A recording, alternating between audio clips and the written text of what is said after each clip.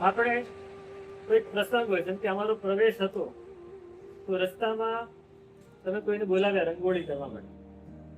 એ રંગ હતા એની પાસે અનેક પ્રકારના, એમાંથી એને રંગોળી કરી. એ રંગોળી કરી એ રંગોળી એ આ રોડ ઉપર કેટલા સમય સુધી રહે? 2 કલાક 3 કલાક. હવા આવીને ઉડી ગઈ, કોઈ કે ઝાડુ વાળ્યું ને ઉડી ગઈ, વરસાદ પડ્યો ને જતી રહી, હા બધું જતું ખલાસ થઈ ગયું.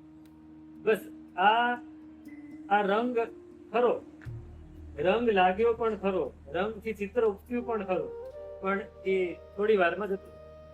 હા, આને કહીએ તો આપણે શુક્લ લેસ્યા કે પદ્મ લેસ્યા નું જેવું થઈ ગયું.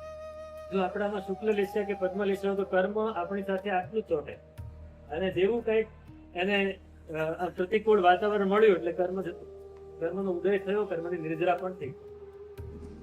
આટલું જ ચિત્ર બને ને આટલું ઉડી.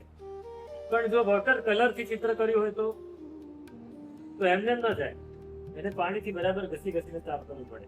તો એ નીચેની લેસ્યા આવશે, તેજો લેસ્યા કે કાપોચ લેસ્યા.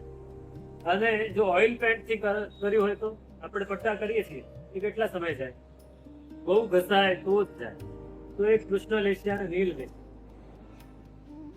આ લેસ્યાઓ આવી છે કે એની અંદર ઓઇલ પેન્ટ ની અંદર ચિકાસ ઘણી બધી છે. એટલે સમજો કે આપણે અહીંયા ડિસ્ટર્બ પર કર્યો હોય તો એ ઓછા સમય સુધી રહે. તમારે દર 2-3 વર્ષે કરાવી લેવો પડે, પણ ઓઇલ પેન્ટ કરાવ્યો હોય તો 15 વર્ષ સુધી વાંધો ના આવે. એવું છે કે ડિસ્ટર્બ પર હોય કે વોટર કલર હોય એના જેવું છે. આ લેસ્યા અલગ અલગ પ્રકારના કલર જેવી. તો શ્લેષૈવ વર્ણબંધસ્ય છે. જેમ વર્ણ કલરમાં ચિકાસ પમાડે એવું વસ્તુ નાખીએ તો એ ચોંટી જાય, એમ કર્મ આપણા આત્મા સાથે લેસ્યાને લીધે ચોંટે.